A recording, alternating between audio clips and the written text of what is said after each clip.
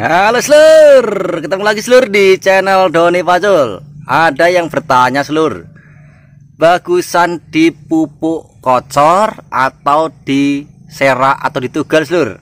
Nah, kita akan bahas setelah yang satu ini Slur ya.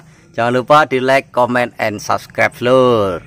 Nah, sebelum kita melanjutkan, saya mau tunjukkan dulu Slur aktivitas kita pada pagi hari ini Slur. Sebenarnya udah siang sih Slur. Bukan pagi, sebenarnya udah siang ini karena mendung, makanya suasananya seperti pagi Slur. Nah, aktivitas kita sedang memasang mulsa Slur. Nah, yang ini belum, yang ini sudah kita pasang Slur ya.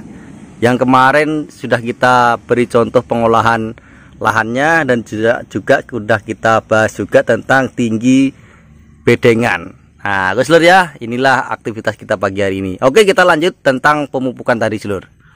Nah Slur, saat budidaya tanaman cabai atau tanaman-tanaman yang lain, kita mengenal adanya pemupukan Slur ya. Karena melalui pupuk, tanaman itu mendapatkan asupan nutrisi Slur, sehingga tanaman itu bisa tumbuh subur, cepat berbuah, dan nanti akan menghasilkan cuan. Nah gitu Slur ya. Nah, dalam pemupukan tanaman itu ada 3 jenis pemupukan. Yang pertama itu adalah dengan cara foliar atau disemprotkan ke daun, ke stop mata daun.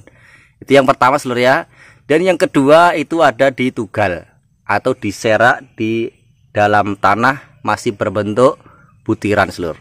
Terus yang ketiga dikocor, itu kita campur dengan air terus kita kocor ke tanaman.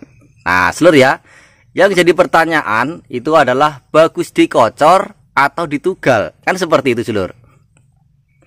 Jadi kita bahas tergantung situasi dan kondisi. Cuaca kita perhatikan juga.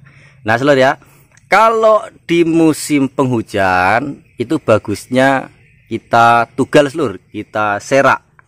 Kalau di musim kemarau ataupun hujannya jarang-jarang, itu bagusnya kita kocor. Nah Slur ya, adapun syaratnya Slur. Nah syaratnya saat kita melakukan penugalan itu tanah harus lembab. Oke lah, kita bicara masalah hujan dari awalnya Slur ya, itu pasti tanah pasti lembab karena kena air hujan Slur ya.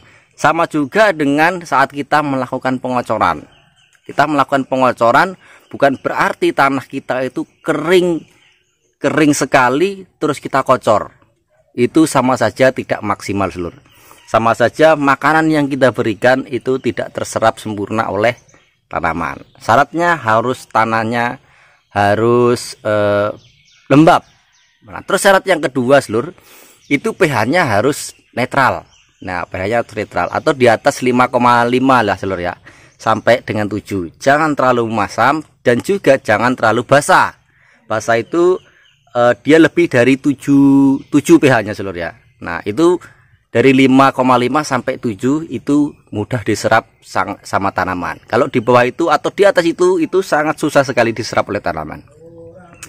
Kenapa kok musim penghujan bagusnya kita beri pupuk tugal atau kita serak? Nah itu Slur, karena dari butiran tadi ketika dia kena air hujan maka dia akan terserap, dia akan leleh sendiri dan dia akan masuk ke dalam tanah terus dimakan oleh tanaman gitu Slur ya.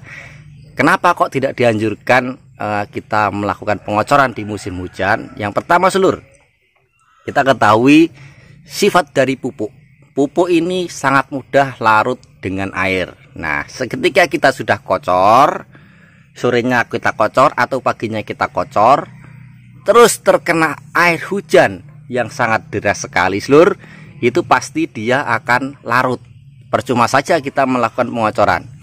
Pupuk yang kita berikan itu akan akan mengalir ke gulutan. Jadi rumput-rumput yang ada di jalan itu, nah disitulah yang akan makan unsur hara yang kita berikan. Nah gitu Slur ya. Jadi tergantung situasi dan kondisi. Di tanah yang seperti tergenang air banyak itu bagusnya kita tugal. Di daerah-daerah yang kering itu bagusnya kita kocor. Tapi syarat-syarat tadi pengocoran harus diperhatikan Slur ya. Nah Itu seluruh sekilas tentang pembahasan kita bagus ditugal atau dikocor. Semoga dimengerti, semoga dipahami seluruh. Inilah sharing dari kita seluruh ya, dari Doni Pacul untuk kita semuanya. Oke seluruh, thank you, jangan lupa di like, comment, and subscribe seluruh.